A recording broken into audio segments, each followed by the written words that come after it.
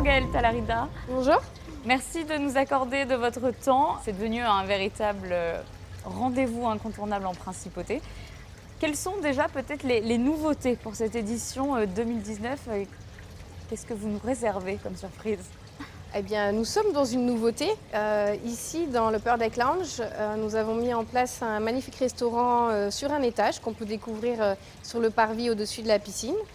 Ça a été un grand challenge pour nous puisque c'est un projet assez complexe à monter, mais un magnifique écrin pour des très belles marques de luxe qui nous ont rejoints pour cette édition. Et puis, les stars du salon, comme vous le savez, ce sont les yachts. Nous en avons 125 qui viennent nous rejoindre dans le port Hercule. Avec des unités exceptionnelles. C'est l'année des maximums, dirons-nous, avec pour la première fois 2 bateaux qui dépassent 100 mètres dans le port. Le plus grand fait 111 mètres. Nous avons aussi parmi ces bateaux 44 bateaux lancés en première mondiale ici en Principauté pendant le Monaco Yacht Show. Vous, combien de temps ça vous prend pour organiser chaque fois une telle édition avec des bateaux de prestige comme ça, des compagnies de prestige? C'est un travail d'une année. Nous sommes une magnifique équipe très efficace de 15 personnes. Nous travaillons à l'année sur cet événement. Nous gérons toutes les phases du projet, que ce soit la commercialisation, mais aussi énormément de travail logistique pour monter ce salon qui est au cœur de la Principauté, dans une ville qui vit. Donc notre travail avec des équipes, on voit autour du port des équipes en bleu, ce sont nos hôtes, qui sont là pour assurer la bonne marche du chantier et la cohabitation avec la ville et faire en sorte que les usagers qui sont autour du port, les piétons, les personnes qui circulent en voiture ou en d'autres moyens de transport puissent le faire en toute sécurité. Et quels sont les rendez-vous phares peut-être que l'on peut attendre encore cette année ici? Le Yacht Show, pour nous, ce n'est pas que les 4 jours, finalement, puisque l'ouverture au public, au grand public, c'est de mercredi à samedi.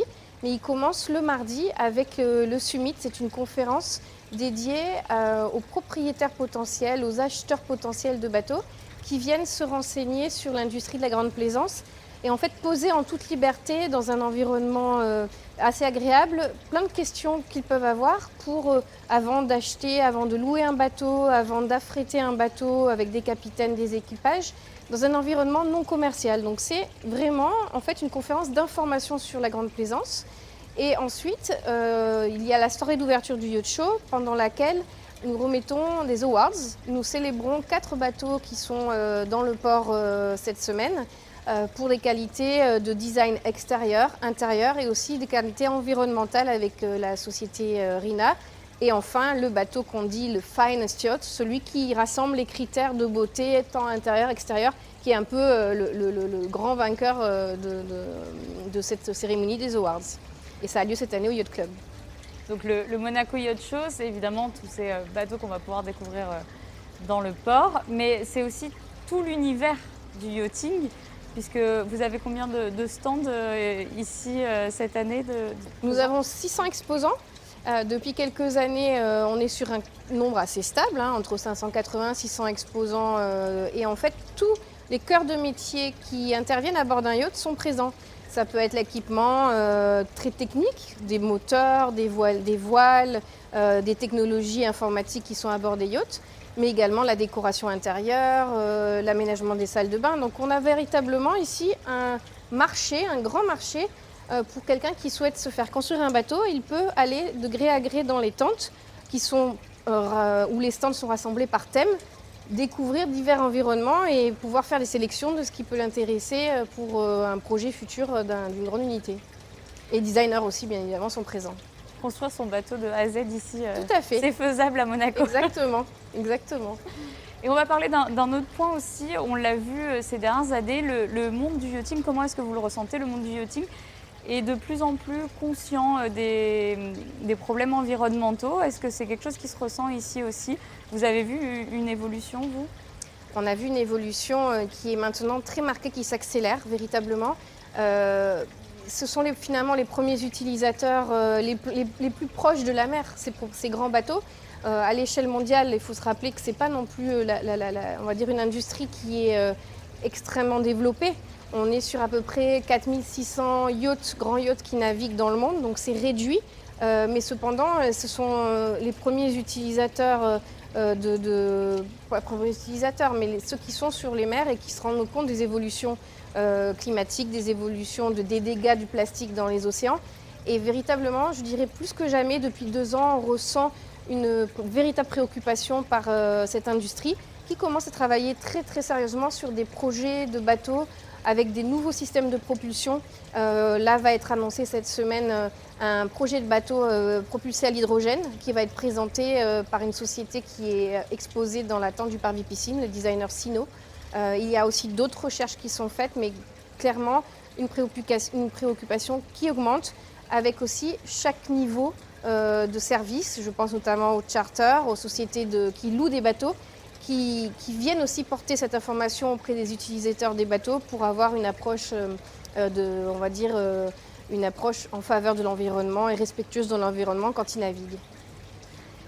Et justement, vous, ce sont aussi les avant-premières. Vous parlez de ce bateau en avant-première qui sera présenté.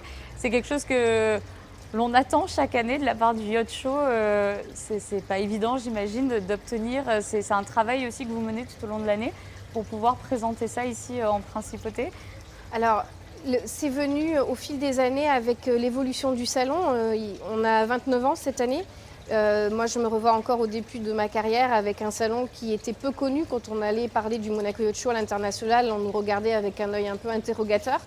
Et aujourd'hui, on a la chance d'avoir, au fil du travail, avec beaucoup d'ardeur au fil des années, pu vraiment ancrer l'événement comme la référence au niveau mondial de la grande plaisance. J'ai déjà entendu parmi nos exposants dire, par exemple, si on loupe le Yacht Show, si on n'est pas exposant au Yacht Show, on n'est rien.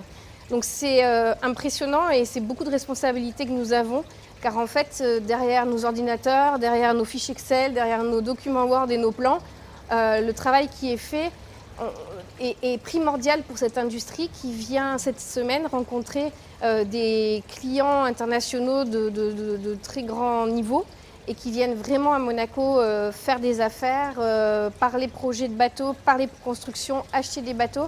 Donc l'enjeu est crucial pour eux. Et ça permet aussi de tourner toutes les caméras mondiales de beaucoup de médias internationaux, que ce soit économique, que ce soit lifestyle, que ce soit yachting aussi, vers la principauté. Et bien évidemment, on en est très fiers parce que ça permet de faire rayonner Monaco au niveau mondial pendant cette semaine. C'est une belle reconnaissance. Oui, tout à fait. Merci en tout cas de nous avoir accordé de votre temps précieux là sur ces Et je vous en prie. jours chargés. Merci. Merci.